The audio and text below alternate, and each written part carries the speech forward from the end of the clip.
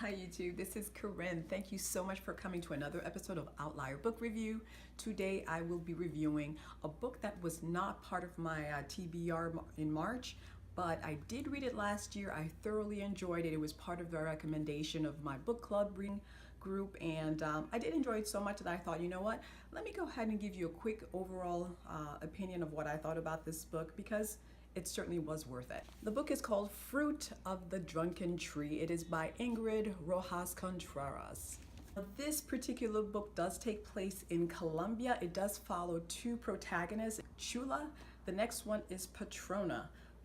Chula is actually about 7 years old. Patrona is about 12, 13 years old. She comes into the family as a maid. It does tackle the idea of class in Colombia, because Patrona herself is from the slums, literally living in a mud hut with her family, whereas Chula is living in a gated community, which what I would really consider a middle-class family, at least by today's comparison. Chula had a very inquisitive mind. Having this young woman, Patrona, living in her home, she was able to get an idea of what was going on. They became very quick friends. Patrona does something that's very human.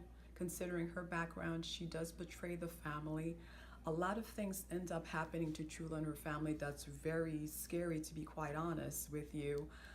By the way, the book itself does take place during the reign of Pablo Escobar. Pablo Escobar was a huge drug dealer. If you don't know anything about this man, I highly recommend you go to Netflix and see Narcos, or you can actually Google him. He does things that were absolutely ruthless. He was not above killing politician or law enforcement. He was not a one-dimensional man. He happened to be a family man. He did amazing things for his own community in Medellin, whereas people even considered him a sort of a Robin Hood. Now, getting back to the story, Chula's father works in an oil rig, so he's very seldom at home, but when he does come back home, he showers his girls with gifts, and you could tell it's very much a very loving home. However, when dad was away, it was very obvious that mom was the type of person who was very flirtatious, and it was definitely suggested that mom did have affairs.